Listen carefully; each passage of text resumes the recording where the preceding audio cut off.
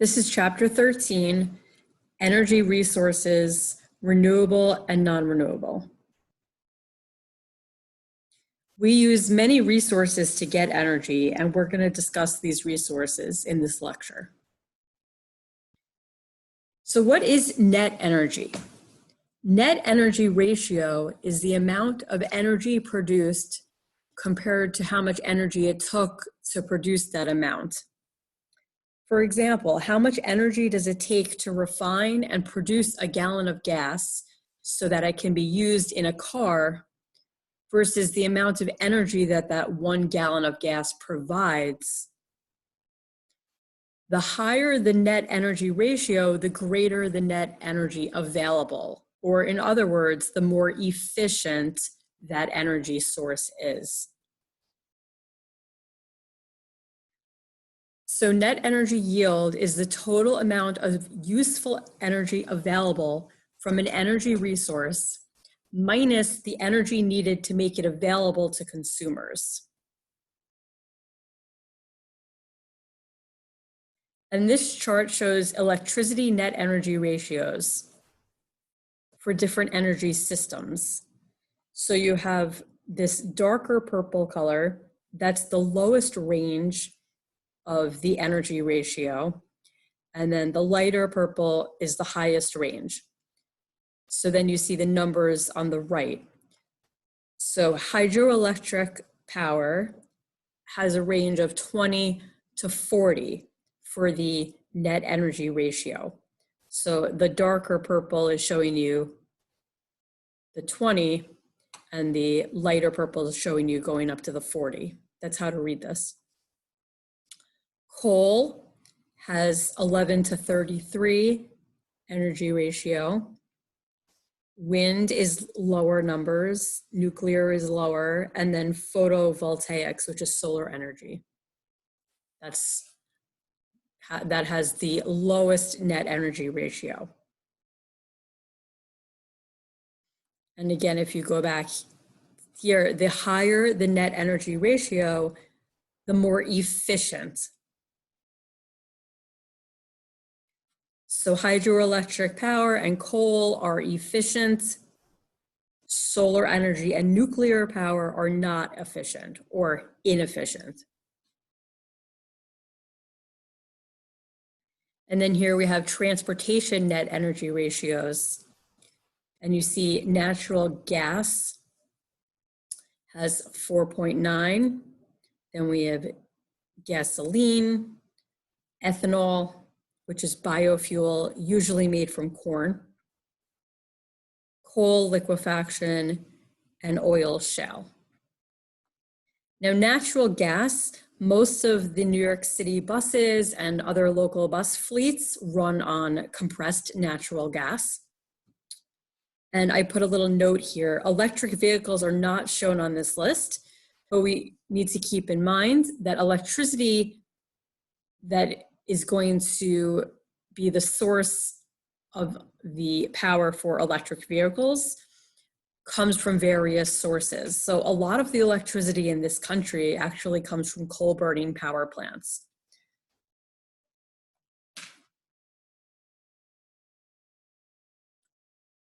So energy resources with low net energy ratios cannot compete in the open marketplace with other energy alternatives that have higher net energy ratios.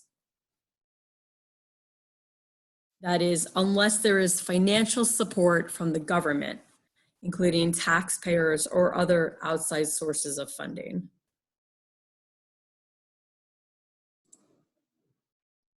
For example, nuclear power requires large amounts of energy to produce, and that gives it a low net energy ratio. So because nuclear power has a low net energy ratio, many governments around the world need to financially support nuclear power in order for electricity generated from nuclear power plants to be affordable electricity for consumers. So it needs to be heavily subsidized. Here are some examples of commercial energy. We have wind, water, the sun, biomass, which includes wood pellets, for example. Those are all renewable energy resources. However, most commercial energy comes from extracting and burning non-renewable energy resources that come from the Earth's crust. 87% of that comes from carbon-containing fossil fuels, oil, natural gas, and coal. And 6% comes from nuclear power, from uranium. 8% of commercial energy comes from renewable energy resources, the biomass, hydropower, geothermal, wind, and solar energy. And I have this picture here of a wood pellet furnace. It's not very common around here, but there are other places around the world where this is the common type of furnace that heats up the house, where it takes wood pellets. Whereas around here, most homes have either an oil burner or natural gas furnace. So do you know what is the source of your electricity? So there is an electricity grid from the power company, and the grid can include various sources of energy. Most of the United States is powered by coal-burning power plants. But you can find out from your electric company what are the different sources of the power that goes into the power grid that you are drawing electricity from. So you can look into that if you're interested. This is an example of a power grid. And there's a coal burning power plant, nuclear power, maybe you have a hydroelectric power system adding into that grid as well. Here's a smaller power plant. Here's a wind farm. Here's a solar farm.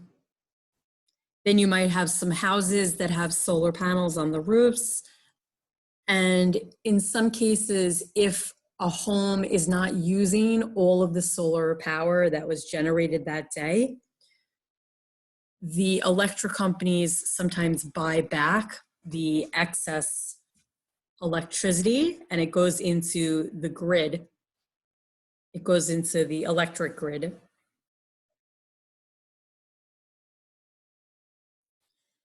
Here's two pie charts showing you energy use by source throughout the world and the US. And this is from 2009.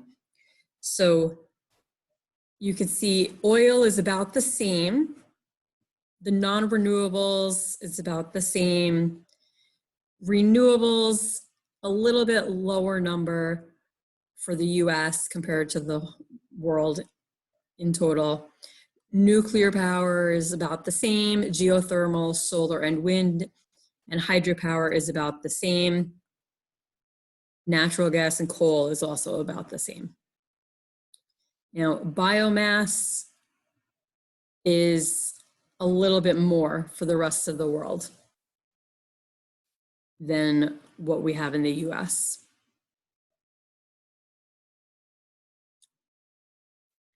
So we're going to go through the different energy sources. So we'll start off with oil, and we depend heavily on oil. So crude oil, or petroleum, is oil as it comes out of the ground. And it's a black gooey liquid consisting of hundreds of different combustible hydrocarbons, along with small amounts of sulfur, oxygen, and nitrogen. Crude oil is also called conventional oil, light oil, or sweet crude oil. Oil, coal, and natural gas are all called fossil fuels because they were formed from the decaying remains of organisms that lived millions of years ago. Crude oil is usually present together underground with natural gas. To extract oil from the ground, You drill a well into an oil deposit within the Earth's crust. Sometimes this could also be done in the water. So like the Gulf of Mexico, for example, there's oil drilling where they drill into the seafloor at the bottom of the Gulf of Mexico and extract the oil from there. And then you pump the oil to the surface. After years of pumping, which takes about 10 years, the pressure in the oil well will drop and the rate of crude oil production declines. That is referred to as the peak production for the well. Global peak production is when we reach the maximum overall rate of conventional crude oil production for the world. So after the crude oil is extracted from the ground, it is transported to a refinery. And that's going to be transported by a pipeline, a freight train, a truck, or a ship. And the ship is an oil tanker. And then it goes through the process of oil refining. And oil refining is when the oil is heated to different boiling points in a process called refining, which separates the boiling oil into different layers. And that gives you a variety of different petrochemicals. And this is the Bayway Refinery in Linden and Elizabeth, New Jersey. So this shows you the refining process of crude oil. So you have a furnace that's heating up the crude oil, and you have this column, and this could be as tall as a 9-story building, and it's a distillation column. So you heat up the oil, and many of its components are going to end up in different levels of this column, and then they are removed. And it's all depending on the boiling point of the different components of the oil. So the most volatile components have the lowest boiling points. Those are removed at the top. So those are going to be your gases. And then your gasoline also is volatile. So that's removed at the top. Then you have aviation fuel, heating oil, diesel oil, naphtha, greases and wax, and asphalt. Those are all various petrochemicals that come from refining oil. So petrochemicals are then used as raw materials in industrial organic compounds, cleaning fluids, pesticides, plastics, synthetic fibers, paints, medicines, and body care products. For example, petrolatum or petroleum jelly. So here's a picture of some Vaseline, and that's petroleum jelly, which is a petrochemical that comes from refining oil.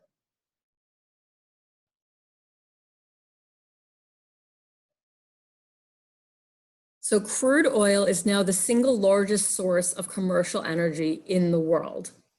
The geologists project that known and projected global reserves of the crude oil will be 80% depleted sometime between the year 2050 and 2100. And then whatever is remaining at that point will most likely be too costly to remove.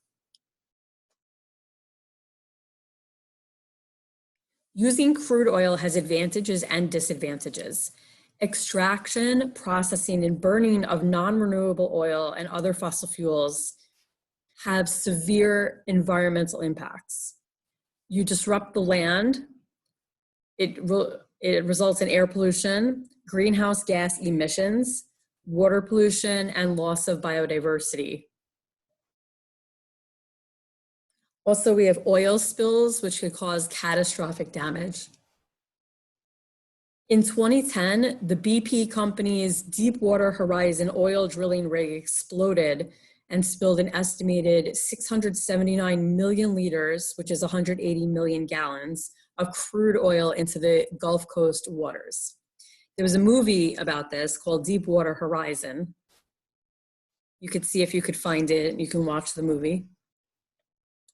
In 1989, the oil tanker Exxon Valdez ran aground and spilled 42 million liters, which is 11 million gallons of oil, into waters off the coast of Alaska. And more than 2.5 times the estimated amount of crude oil spilled in the 2010 Gulf Coast disaster has been spilled from off the coast of Nigeria, but there has been little media attention about that event.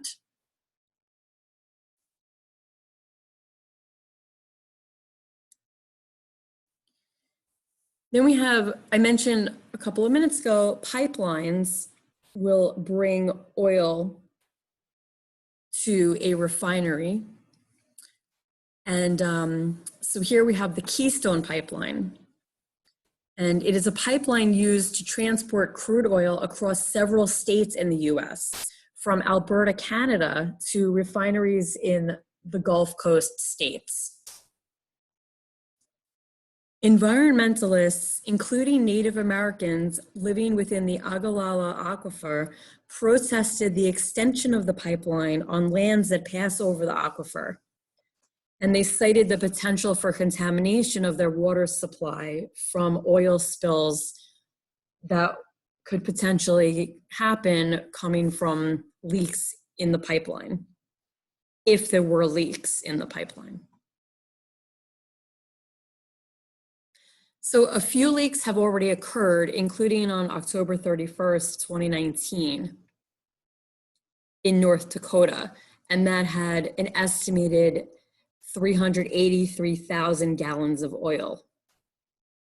And this is just a map of the aquifer, the Ogallala Aquifer.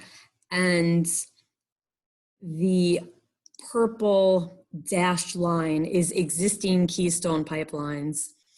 And the red lines are the proposed Keystone XL pipeline addition.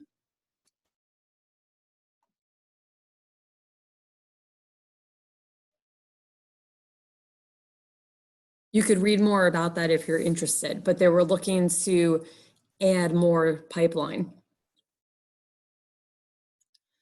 Will heavy oil be a useful resource? This is something different from crude oil. So oil shale is rock that contains a solid combustible mixture of hydrocarbons called kerogen, which can be processed to produce shale oil or heavy oil.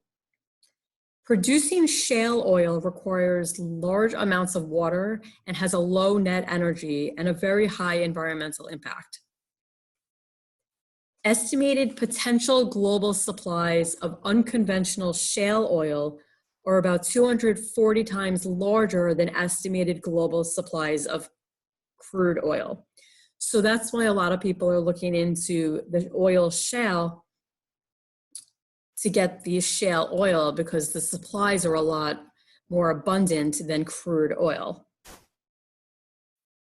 But the oil shale has a low net energy yield, so it would require subsidies to be able to compete on the open market. And the shale extraction would have a high environmental impact, causing severe land disruption. It uses a lot of water, and you have a high amounts of CO2 emissions when it is produced and burned. So this is a picture of the oil shale rock, and this is the shale oil that comes from this shale rock. So then we have tar sands, not Tarzan. I'm saying tar sands. So tar sand is a source of heavy oil. It is a mixture of clay, sand, water, and bitumen, which is a combustible organic material, a thick, sticky, tar-like heavy oil with high sulfur content. Northeastern Alberta in Canada has 3/4 of the world's tar sands in sandy soil beneath a vast area of forest. So if there's a vast area of forest there, then you're going to continue to disrupt the biodiversity and disrupt the land, because you're going to have a need for cutting down parts of the forest to continue getting that tar sand. So then we have natural gas, that is a clean burning fossil fuel. Natural gas is a mixture of gases. It's 50 to 90% methane, which is CH4, and then it has smaller amounts of butane or propane. So natural gas has a high net energy yield. It is a versatile fuel that can be burned to heat indoor spaces and water and propel vehicles and produce electricity. And it lies above most reservoirs of crude oil. When a natural gas field is tapped, propane and butane gases are liquefied and removed as liquefied petroleum gas, which is called LPG. So natural gas is the cleanest burning among all the fossil fuels. It releases much less CO2 per unit of energy than coal, crude oil, and heavy oil from tar sands and oil shale.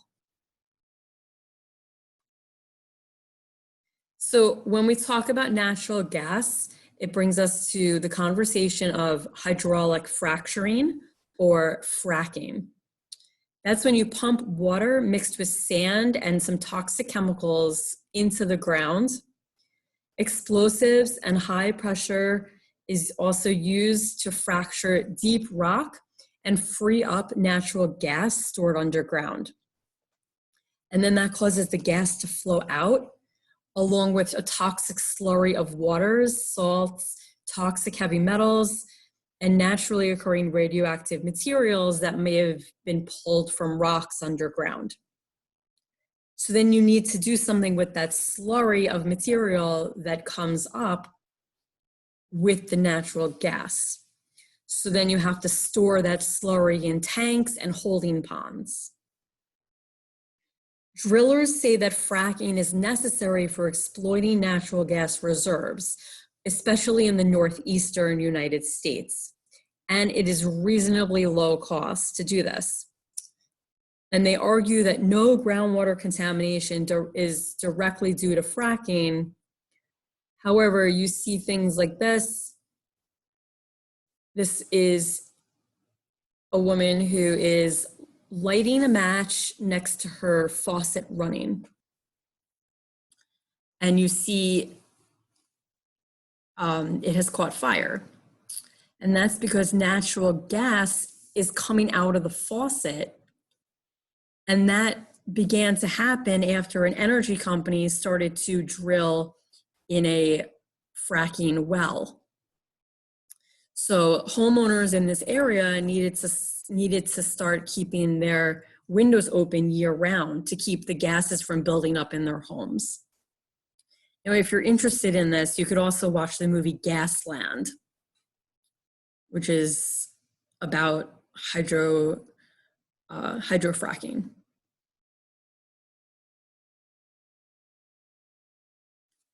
Scientists and citizens say there is no guarantee that widespread fracking will not contaminate groundwater, or that holding ponds and tanks that the toxic materials in the slurry are stored in would not leak and end up polluting surface and groundwater. So fracking is controversial. Now, I just want to add something here as well. There are some preliminary studies related to fracking, seeing if it's related to small earthquakes, actually. So you can look into that further if you're interested. So next we have coal.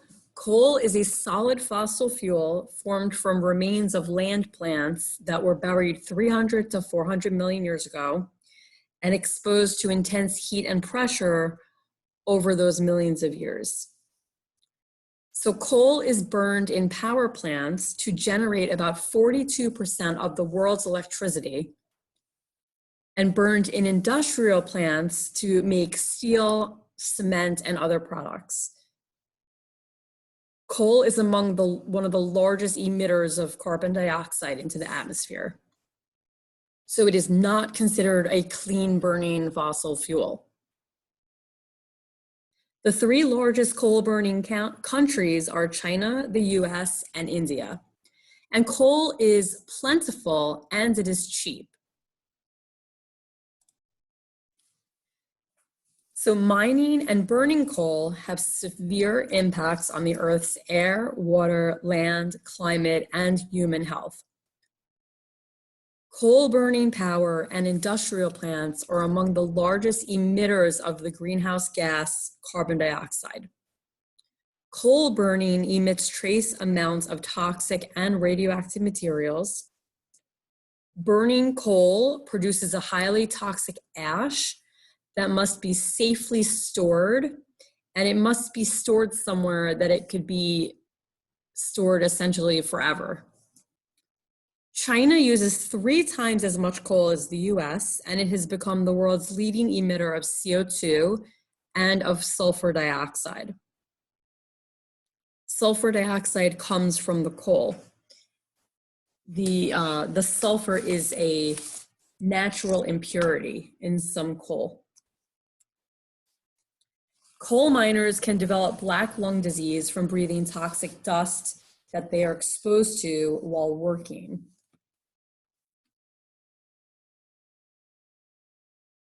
And this is a schematic of a coal burning power plant. So the power plant burns the coal and it boils water, which produces steam that spins a turbine to produce electricity. And that's typically how electricity is produced in many power plants. You have something that is spinning a turbine. So in this case, you have steam, which is heated up by burning the coal. And the steam turns the turbine.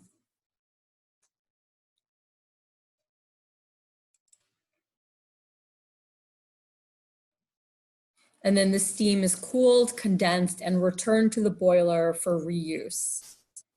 And the waste heat can be transferred either to the air or to a nearby source of water. Now, coal is cheap, but most of the harmful environmental and health costs are not included in the price of coal. Powerful US coal companies and utilities oppose measures for stricter air pollution standards, classification of coal ash as a hazardous waste, and the classification of CO2 as a pollutant. Then we're going to talk about nuclear power. So a nuclear power plant is a highly complex and costly system designed to perform a relatively simple task, which is to boil water, to produce steam, to spin a turbine, which generates electricity. So like we saw with the coal burning power plant, they burn coal to produce the steam. And in this case, you're using nuclear power to produce the steam. But the concept is basically the same. It's just a different energy source going into the power plant electricity generation. So in the nuclear power plant, a controlled nuclear fission reaction is used in order to produce the heat. And that fission occurs in a reactor. So you have something called light water reactors, and that they produce 85% of the world's nuclear generated electricity and 100% of that in the US. The fuel for a reactor is made from uranium ore that's mined from the earth and then enriched and processed into pellets of uranium dioxide. And this is a schematic of a nuclear power plant on the inside. So you have your reactor core, okay, and you could read the rest of it, but generally it's the same concept as the coal burning power plant. You are heating up water, creating steam, spinning the turbine, here's the turbine, and then that's generating the electricity. And in this case, they're showing you in the schematic, you have waste heat that is hot water, basically going into a local body of water, a lake or a stream. And that actually could be pretty harmful to organisms living in the water. And you could read through on the left, you can read through all of that.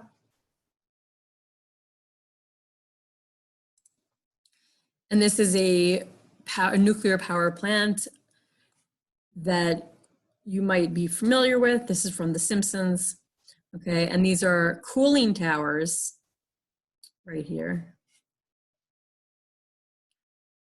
Okay, so dealing with high-level radioactive wastes that are produced by nuclear power is a difficult problem. So deep burial in an underground repository is the safest and cheapest way to store the radioactive wastes that come from a nuclear power plant. And you have rods, you have like the uranium rods that,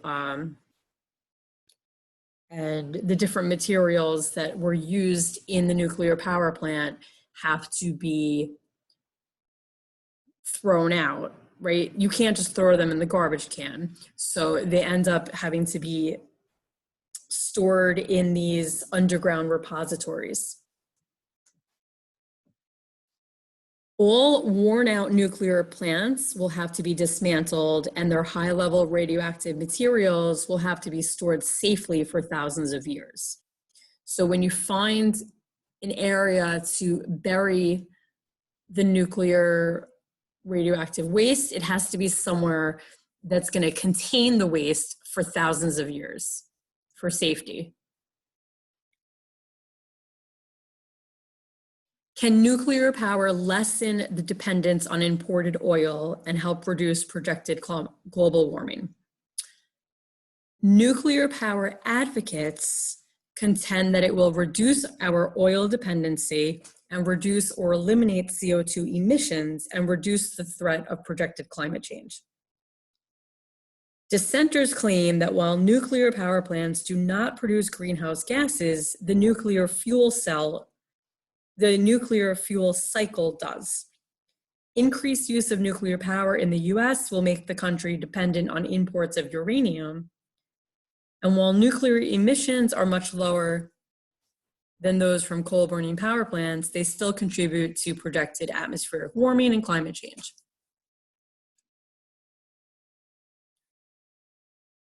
The nuclear power industry could not exist without support from governments and taxpayers, which is further opposition to nuclear power. And in the US, the government provides huge subsidies, tax breaks, and loan guarantees to the nuclear industry and accident insurance guarantees because insurance companies have refused to fully insure any nuclear reactor. Also, there were public concerns about the safety of nuclear reactors. So we waste huge amounts of energy.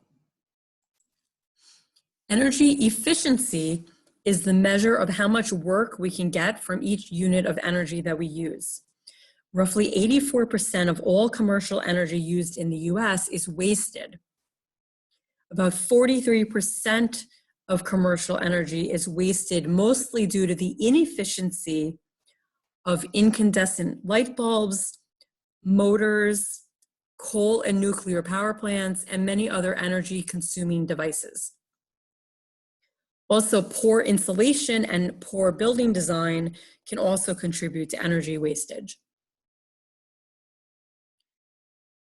Devices that waste large amounts of energy, again, include the incandescent light bulb. That uses only about 5% of the electricity that it draws to produce light. 95% of the electricity that goes into an incandescent light bulb is wasted as heat. The internal combustion engine wastes about 80% of the energy in its fuel. A nuclear power plant wastes about 65% of the energy in its fuel, which is nuclear fuel. A coal-fired power plant wastes about 66% of its energy. So we could save energy and money, especially in the transportation sector of the economy. In 2007, the US Congress passed a law requiring new motor vehicles to have an average combined fuel efficiency of 35 miles per gallon by the year 2020. One way to include more of the real cost of gasoline in its market price is through gasoline taxes.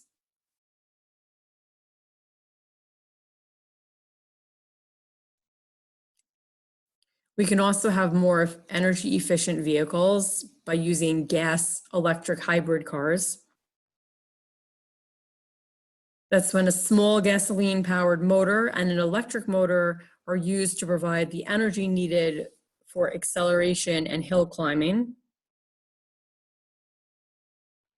The most efficient models of these cars, such as the Toyota Prius, get a combined city highway mileage of about 51 miles per gallon and emit about 75% less CO2 per kilometer driven than a comparable conventional car.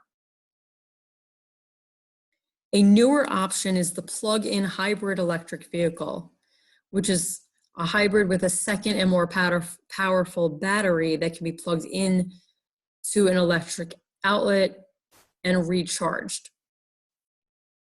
Now, William Patterson University has some parking spots for plug-in electric vehicles. And this is just a diagram with hybrid vehicles. On the left is a conventional hybrid, on the right is a plug-in, and you could read the information on the bottom of the slide. Also, electric vehicles use a fuel cell, which is a device that uses hydrogen gas as a fuel to produce electricity. If you're interested in that topic, you could read more about that. Other ways to save energy in transportation include shifting from diesel-powered to electrified rail systems, building accessible mass transit systems within cities, constructing high-speed rail lines between cities, for example, Amtrak's Acela train, and bullet trains in Japan and China and other countries. We can encourage bicycle use by designating bike lanes on highways and city streets, and use video conferencing as an alternative to flying employees to meetings. That is something that some companies will fly people from one city to another just to go to a meeting.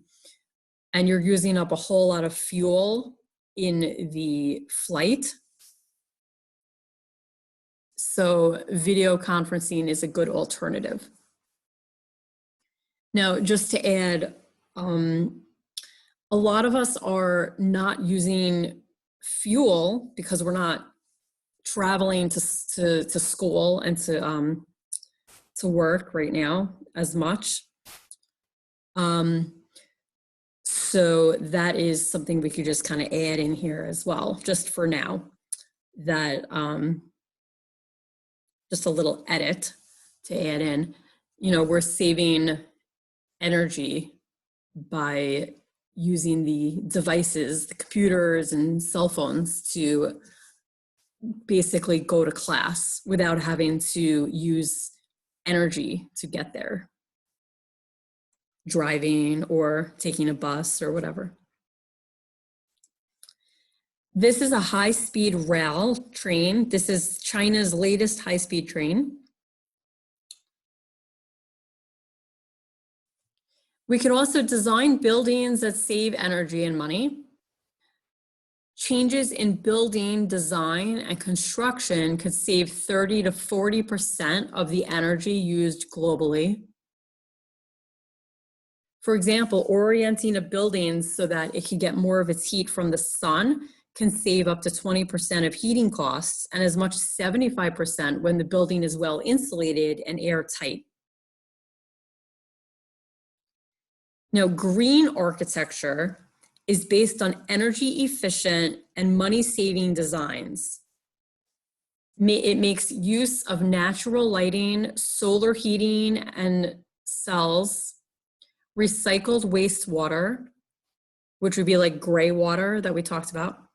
Also use of energy efficient appliances and lighting. And the US Green Building Council's leadership in energy and environmental design, which is the LEED program, awards certificates to buildings that meet certain efficiency standards. So on the William Patterson campus, we have University Hall, which has a LEED certification. And that is based on different energy efficient and green architecture design in the building and outside the building. So there were a lot of different aspects about University Hall that are sustainable. So it does actually have a LEED certification.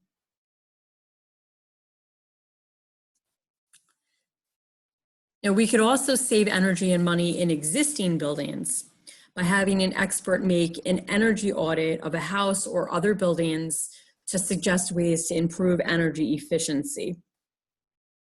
So we can work towards insulating buildings better, plug air leaks. Like if you have drafty windows, that would be an air leak. So you can have that fixed so that you don't have a draft. You could have energy efficient windows that replace old drafty windows, heat houses more efficiently, heat water more efficiently, use energy efficient appliances and energy efficient lighting. And this is a diagram that shows different steps that people could take to save energy and money in their homes. So you could read through different things like in your attic, what you could do, in the bathroom, what to do, in the kitchen, outside, other rooms in the home, and in the basement and utility room. So you could read through those. Now, we can use renewable energy. So renewable solar energy comes directly from the sun or indirectly from the sun, from wind, moving water, and biomass. And renewable geothermal energy comes from inside the earth. Renewable energy could provide 20% of the world's electricity by the year 2025 and 50% by the year 2050. So we have solar energy that can be converted directly into electrical energy by using photovoltaic cells, which are called solar cells commonly. Solar cells are safe and quiet and produce no pollution or greenhouse gases during their operation. The material used in solar cells can be made into paper-thin, rigid, or flexible sheets that can be incorporated into roofing materials and attached to a variety of surfaces such as walls and windows. Generating electricity with solar cells could become nearly as efficient as using coal-burning power plants without producing the air pollution and climate-changing CO2 emissions Now you can cool down buildings naturally by opening windows, use fans to move air. You can have a living roof, which can make a huge difference in keeping a building cool. Install super insulation and high efficiency windows. Block the sun in the summer with window overhangs or awnings, and have a light colored roof to reflect as much as 80% of the sun's heat. And here is an example of a living roof. So you have a lot of plants on top of the roof, and the plants absorb the sunlight rather than the sunlight going towards, going into heating up the building. The plants are absorbing that sunlight. So this keeps the building cool. We can also use hydroelectric power or hydropower, and that uses kinetic energy from flowing water and falling water to produce electricity. Falling water would be like a waterfall. Flowing water would be like the water in a river. This is the most common approach, the most common approach to hydroelectric power is to build a high dam across a large river. And then the water passes through a turbine within the dam. The water spins the turbine, and that produces electricity. Hydropower is the world's leading renewable energy source for the production of electricity.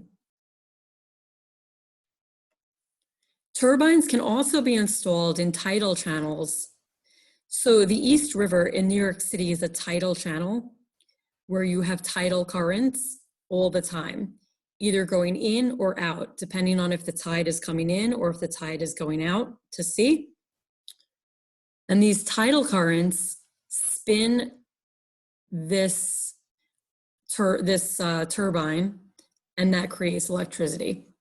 It's going to be on a small scale. It's not going to be this, small number of turbines in the East River, for example, is not enough electricity to power the entire New York City, but it adds to that grid of electric power. Here's trade-offs of large-scale hydropower. You have advantages and disadvantages. You could read through this, but I just want to mention the large land disturbance and displacement of people that is mentioned in the movie Flow that I had you watch, where they show how many, many people have been displaced from the land that they live on in order to create the dams and reservoirs behind them.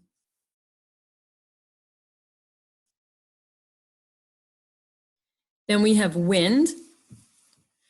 And wind turbines have been put up in large numbers in areas where there's persistent wind, for example, near the coast, or in a flat area of, let's say, a desert.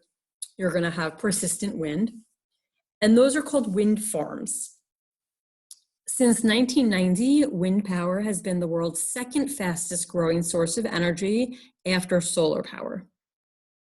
In 2009, there was a study that estimated wind power has the potential to produce 40 times the world's current use of electricity. This is a photo of some wind turbines in Atlantic City.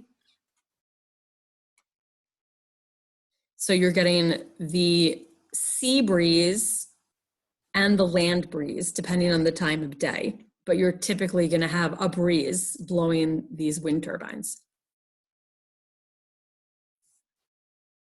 So benefits of using wind to produce electricity include that wind is inexhaustible and widely distributed. It's not something that you are consuming and using up, like you can't use up the wind. Wind power is mostly carbon-free and mostly pollution-free. A wind farm can be built within 9 to 12 months, and it can be expanded as needed. Homeowners can also use small and quiet wind turbines to produce their own electricity.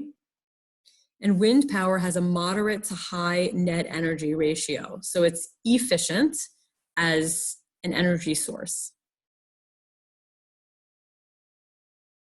Now, we could also use biofuel. So liquid biofuels such as biodiesel produced from vegetable oils and ethanol, which is derived from corn, can be used in place of petroleum-based diesel fuel and gasoline.